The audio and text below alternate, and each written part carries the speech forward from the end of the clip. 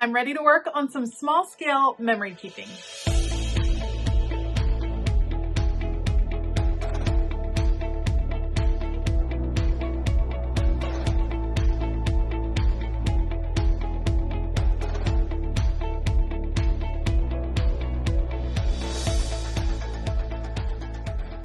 Hey y'all, I'm Elisa, the Scrappy Wife behind ScrappyWife.com.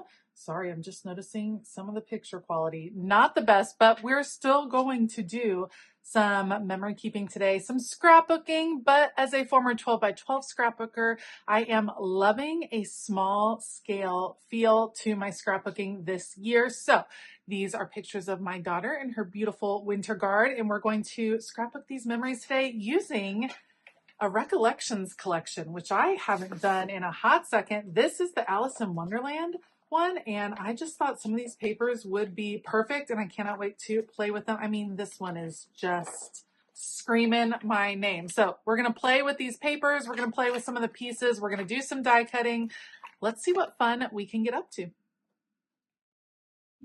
All right, so this is future me, knowing how this spread comes out, and I'm going to be honest, I don't love it. And so I ended up deciding to keep this video, A, because I would love y'all's input, and B, because I learned a lesson here, and a lesson that I have learned over and over and over and over again, but I thought I would remind you all of the same thing. When you are coming back to a craft or a hobby, sometimes it doesn't come back so easily. It's not always like riding a bike. So here's what has happened in this memory keeping process is that I've taken a few weeks off. I was busy doing other things. I was launching a new website. Life was very busy, lifing as it tends to do.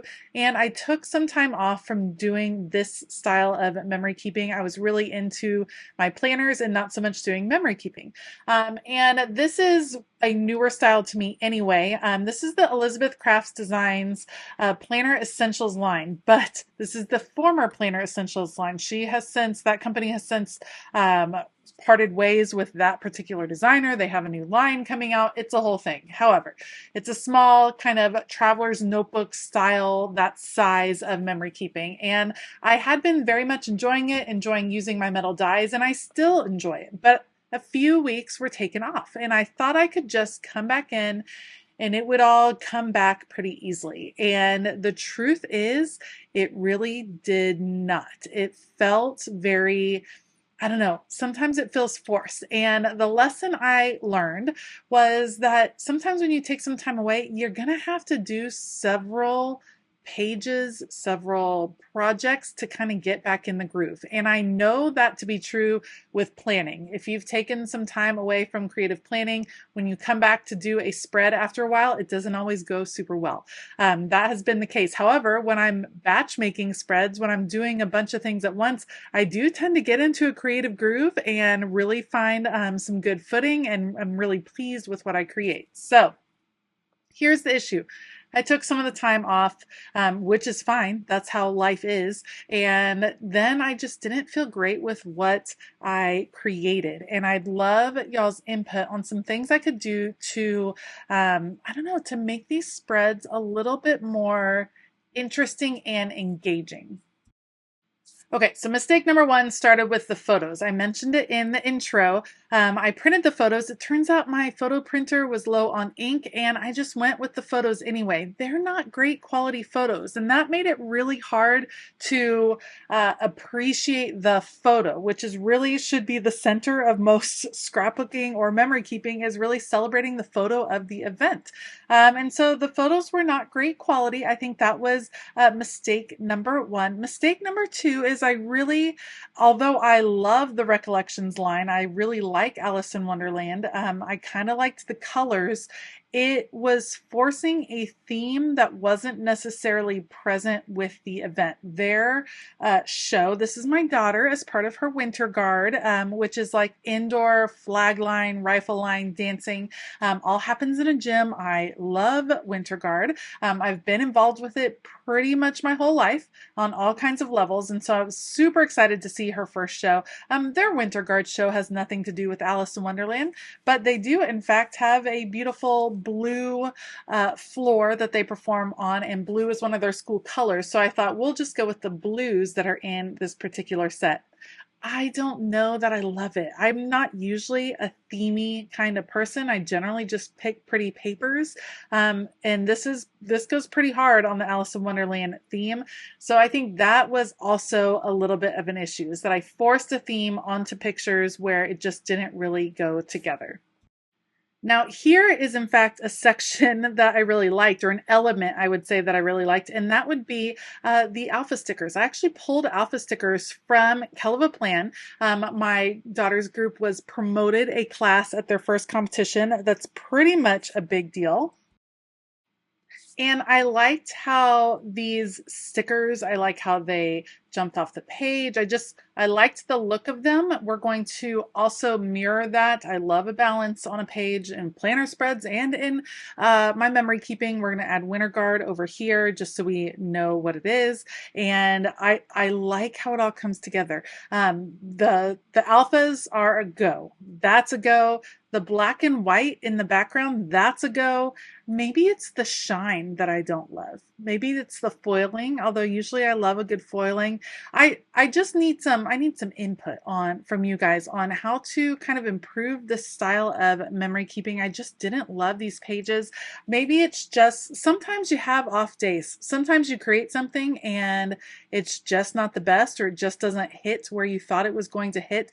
And I think that that's okay. And I do always want to share those process videos with you because I do like to keep it real. Sometimes I create things that I love, whether other people love it or not. I end up loving a lot of the things I create, and those are the things I like to share. But sometimes I create something that I'm like, I almost didn't put it into my actual book, but I did because I still want to remember the event. I still want to celebrate that, and it's part of the process, and that's okay. So I'm adding 2 little sections here for journaling.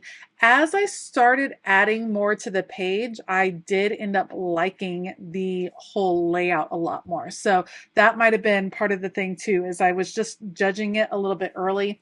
These are actually die cuts that I created using metal dies. I have been getting questions. I've been using metal dies a lot more in my crafting, and I did get a metal die cutting machine, and I got the Big Shot Switch. It's an electronic die cutting machine. It was an investment. I am loving it. It's fantastic. I want to use metal dies more and more. I don't have that many, but I am enjoying them. So I cut out all of these yellow stars because I decided I needed another color mixed in. So I cut out these yellow stars, and then I'm going over the top of them with a gold glitter pen to give them a little shine, a little gold star moment for all of the great work that the Winter Guard did. So I have those. The next thing I'm going to do when I decide to put them on the page is actually run them through the Xyron sticker maker, but I'll show you that in a second. While those kind of dry, I'm just seeing how will these look. Those will look good. While those kind of, dry a little bit, of course I'm putting my hands all over them. I need to go ahead and put, these are not attached to the page. So let's go ahead and attach the journaling spots to the page so that they will be in the right spot, and then I can work on adding the different stars. Instead of adding adhesive individually to all of these stars, I just put them in the Xyron sticker maker. Big fan. You pull the paper through, it adds adhesive to the bottom. Several of you have also mentioned that you can actually add adhesive before you do the die cutting. That is something that I need to experiment with because that sounds like a fabulous idea. But you add the adhesive and then you pull off the top, and basically it turns all of your paper pieces into stickers, which we all know I love a good sticker. So we're going to start putting these across the page. I do think that the gold stars made a big difference. I just do. I think that they worked really well. They did add a little bit more excitement to the page, which I loved. They brought the 2 pages together, a little more color pop. Big fan of those. I'm going to put them all over because I liked it and everyone loves a good gold star. So we're going to add those all over the page. And that's going to be the last like big decorative element. The other thing that I'm going to do is make sure that I add the actual journaling. I do write out the journaling. I know some people really like to type theirs. I prefer to write mine because I kind of want to preserve my handwriting no matter how bad it is. I think it's nice that with these memories, they're captured in my own writing. So, you know, if someday my kids decide to keep these and they want to look back, they will be able to see my writing on the page. So that's always been a kind of important to me. Either way works, but let's go ahead and get the last of the stars. I don't like where I just put that one. We're going to take it off.